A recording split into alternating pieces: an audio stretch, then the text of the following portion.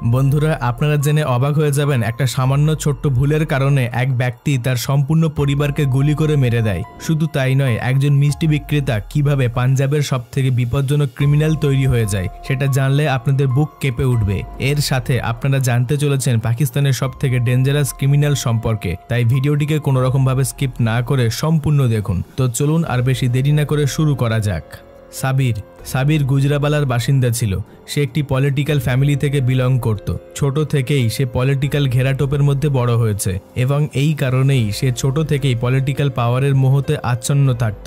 একসময় এক গুন্ডা তাদের পার্টির বিরুদ্ধে ভোটে দাঁড়ায় এবং তারপর থেকে তার সাথে সাবিরের শত্রুতা শুরু হয়ে যায় এবং কেবলমাত্র জেদের বসে এসে সাবির তাদের একটি ডেরায় রকেট লঞ্চার দিয়ে হামলা করে পুরো ডেরাটিকে ধ্বংস করে দেয় এবং এই হামলায় 8 জনের মৃত্যু হয় এবং এরপর থেকেই শত্রুতা আরো হিংস্র রূপ ধারণ করে। কিন্তু সাবির এখানেই থেমে থাকে না, সে সেই গ্যাংয়ের 25 জন সদস্যকে হত্যা করে। সাবির কোনো সাধারণ গুন্ডা ছিল না, সে সেখানকার বড় বড় বিজনেসম্যানদের কাছ থেকে হপ্তা নিত। লোক তাকে এতটাই ভয় পেত যে সে যখন যত টাকা বলতো তার কাছে হাজির হয়ে যেত। সাবিরের বিরুদ্ধে 135টা পুলিশ কেস জারি ছিল, কিন্তু কোনো পুলিশের এতটাও সাহস ছিল না যে তাকে অ্যারেস্ট করে। কিন্তু সাবিরের খারাপ সময় তখন শুরু হয় যখন সে একজন পুলিশ অফিসারকে হত্যা করার চেষ্টা করে। যখন সে তার বন্ধুদের সাথে সেই পুলিশকে মারার জন্য বেরায়, তখন কেউ পুলিশকে আগে থেকেই খবর দিয়ে জানিয়ে দিয়েছিল এবং মাঝ রাস্তাতেই পুলিশ সাবিরকে ঘিরে ফেলে ও তার উপর ফায়ারিং শুরু করে দেয়। তার প্রতি উত্তরে সাবির ও তার বন্ধুরা পুলিশের উপর ফায়ারিং করতে থাকে, কিন্তু শেষ পর্যন্ত তাদের গুলি শেষ হয়ে যায় এবং সাবির সারেন্ডার করে দেয়। কিন্তু পুলিশ খুব ভালোভাবেই জানতো যে একে যদি প্রাণে বাঁচতে দেওয়া হয় তাহলে জেল থেকে বেরোনো সাবিরের কাছে কোনো ব্যাপারই নয় এবং তারপর সে আরো আক্রমণাত্মক হয়ে ওঠে এবং সেই কারণেই পুলিশ তাদেরকে অন দ্য স্পট এনকাউন্টার করে মেরে ফেলে। মাক্কি আরাইনের সম্পর্ক তোবা শেখ সিং এর সাথে ছিল। সে তার এলাকার সব থেকে বড় গুন্ডা ছিল। একবার একটা জাট পরিবারের একজন সদস্যের সাথে তার ঝামেলা বেঁধে যায়। সেই রাগে মাক্কি জাট গ্রুপের 20 জন সদস্যকে গুলি করে মেরে দেয়। এছাড়াও সে ড্রাগসের ধান্দা করত। সে এতটা বড় গুন্ডা ছিল যে পাঞ্জাব পুলিশ তার উপর 470টা কেস করে রেখেছিল, কিন্তু এতগুলি কেস থাকার পরেও পুলিশ তাকে ধরতে অক্ষম থাকে। অনেকে এমনটা মনে করেন যে করাচির ফেমাস ডন ওজাইর বালোচ নাকি তাকে পিছন থেকে সাপোর্ট করত এবং মাক্কি উজাইরের কথা মতো অনেকজনকে খুনও করেছিল। শেষ পর্যন্ত যখন সে সমস্ত সীমা অতিক্রম করে যায়, তখন পাঞ্জাব পুলিশ তাকে ধরার জন্য একটি অপারেশন চালায় এবং অনেক হাঙ্গামার পর শেষ পর্যন্ত পুলিশের এই অপারেশন সাকসেসফুল হয় এবং তারা ফাইনালি মাক্কি আরাইনকে গ্রেপ্তার করতে সক্ষম হয়। কিন্তু এত সহজে হাতে আসার পাত্র ছিল না। পুলিশ স্টেশনে নিয়ে যাওয়া তো দূরের কথা, তাকে যখন পুলিশ ভ্যানে তোলা হয় তখন সে একজন কনস্টেবলের হাত থেকে তার বন্দুক কেড়ে নিয়ে 3 জন পুলিশকে হত্যা করে। কিন্তু এরপরে সে ওখান থেকে পালানোর আগেই পুলিশ এনকাউন্টার করে তাকে অন দ্য স্পট মেরে ফেলে। একটি ব্যক্তিকে মারার জন্য গোটা পুলিশ টিমের এত হাঙ্গামা দেখে বুঝতেই পারছেন যে মাক্কি আরাইন কোনো সাধারণ ক্রিমিনাল ছিল না, সে পাকিস্তানের সবথেকে ডেঞ্জারাস ক্রিমিনালগুলির মধ্যে একজন ছিল। মোহাম্মদ নওয়াজ সিয়ালকোটের পরশুরে জন্মগ্রহণ করে এবং এরপর তার ফ্যামিলি লাহোরে শিফট হয়ে যায় এবং নওয়াজের পুরো ছোটবেলা এখানেই কাটে। এরপর সে বড় হয়, একটি মিষ্টির দোকান খুলে এবং খুবই সাধারণ একজন মানুষের মতোই জীবনযাপন করত। ক্রাইমের দুনিয়ার সাথে তার দূর দূরান্ত অবধি কোনো সম্পর্ক ছিল না, কিন্তু কথায় আছে ভাগ্য কাকে কোথায় টেনে নিয়ে গিয়ে ফেলবে সেটা কেউ বলতে পারে না।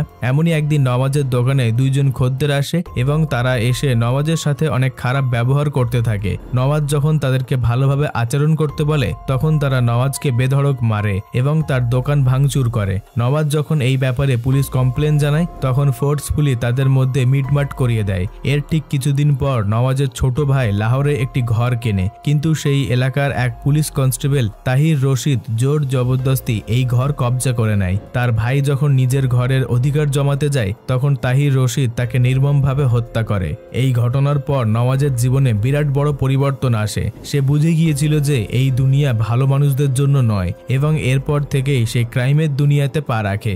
সেই দিন থেকে মোহাম্মদ নওয়াজ ক্রিমিনালে পরিণত হয়। ক্রাইমের দুনিয়ায় পা রাখার পরে সর্বপ্রথমে সে আফজাল নামের সেই গুন্ডার হদিশ খুঁজে বের করে যে তার মিষ্টির দোকানে গিয়ে তাকে মারধর করে এবং দোকান ভাঙচুর করেছিল।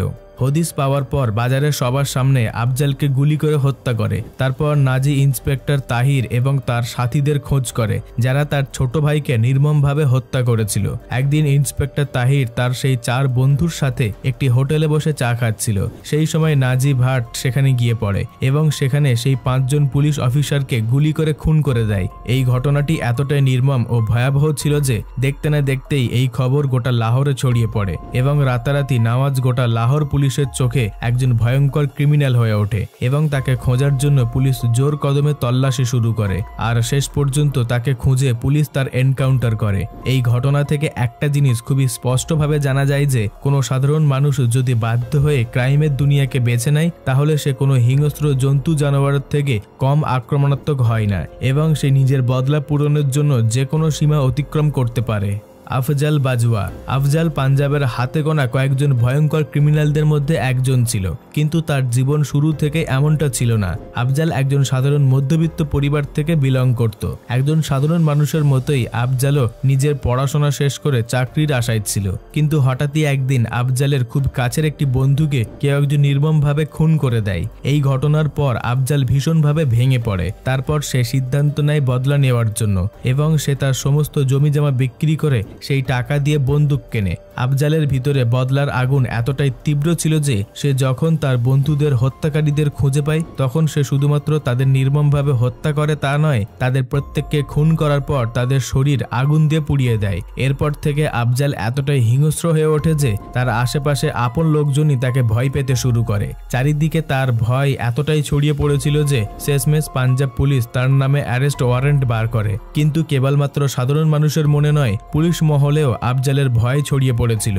কোনো পুলিশের এতটাও সাহস ছিল না যে সে আফজালকে গ্রেপ্তার করে। শেষমেশ কোনো উপায় না দেখতে পেয়ে পুলিশ আফজালের খুব কাছের একজন সাথীর সাথে হাত মেলায় এবং ধোকার আশ্রয় নিয়ে তাকে খুন করার পরিকল্পনা বানায়। সামনাসামনি গিয়ে তাকে মারার ক্ষমতা কারুর ছিল না, সেই কারণে তার সেই বিশ্বাসঘাতক বন্ধু তার খাবারের মধ্যে বিষ মিশিয়ে তাকে মেরে ফেলে।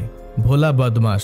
বন্ধুরা, আপনারা অনেক মুভিতে কন্ট্রাক্ট কিলারদের দেখেই থাকবেন যারা কোনো ব্যক্তির থেকে টাকা নিয়ে সম্পূর্ণ অজানা একজন ব্যক্তিকে কোনো শত্রুতা ছাড়াই প্রাণে মেরে ফেলে। কিন্তু আপনি কি কখনো কোনো পাকিস্তানি কন্ট্রাক্ট কিলারকে দেখেছেন? এই ভোলা পাকিস্তানের সবথেকে খাতারনাক কন্ট্রাক্ট কিলার। এর জন্ম পাঞ্জাবের খানেওয়াল অঞ্চলে হয়, কিন্তু তার বাবা মা তারপর লাহোরে শিফট করে এবং ভোলা লাহোরেই বড় হয়। অনেক অল্প বয়স থেকেই তার এইসব খুন খারাপির দিকে অনেক ঝোঁক ছিল এবং তারপর থেকে সে নিজেই এই সবের সাথে যুক্ত হয়ে পড়ে এবং দেখতে দেখতে সে কন্ট্রাক্ট কিলার এবং কিডন্যাপিং এর লাইনে চলে আসে। পুলিশের মতে ভোলার সাথে কারুর কোনো শত্রুতা ছিল না, সে কেবলমাত্র টাকার বিনিময়ে যে কোনো মানুষকে খুন করত। পুলিশ রেকর্ডে ভোলার বিরুদ্ধে 130টা কেস ফাইল করা হয়েছিল, যার মধ্যে প্রায় 40টা ছিল খুনের। কিন্তু এতগুলো খুনের পরেও পুলিশ তাকে ধরতে অক্ষম থাকে। আপনারা শুনলে অবাক হবেন যে ভোলা শুধুমাত্র যে সাধারণ মানুষদের খুন করত এমনটা নয়, সে অনেক বড় বড় পলিটিশিয়ানদের কাছ থেকে টাকা নিয়ে লাহোরের 3 জন ডিএসপি অফিসারকে খুন করে দিয়েছিল। অনেকের মতে এত কিছুর পরেও পুলিশ ভোলাকে এই কারণে অ্যারেস্ট করতে পারে না কারণ ভোলার পিছনে নওয়াজ শরীফের সাপোর্ট ছিল। এমনকি সে লাহোরের ডিপিওকেও মেরে ফেলেছিল, কিন্তু শেষ পর্যন্ত একটি পুলিশ এনকাউন্টারে ভোলার মৃত্যু হয়। বন্ধুরা, এই ছিল কতগুলি ভয়ঙ্কর ক্রিমিনালের রেকর্ড। এই তথ্যপূর্ণ ভিডিওটিকে লাইক দিয়ে সকলের সঙ্গে শেয়ার করে দেবেন আর নিচে কমেন্টে আপনাদের মূল্যবান মতামতটি লিখে দেবেন। তবে আপনাদের মধ্যে যদি কেউ নতুন দর্শক হয়ে থাকেন তাহলে সাবস্ক্রাইব করে আমাদের পাশে থাকবেন। সর্বশেষে থ্যাঙ্কস ফর ওয়াচিং।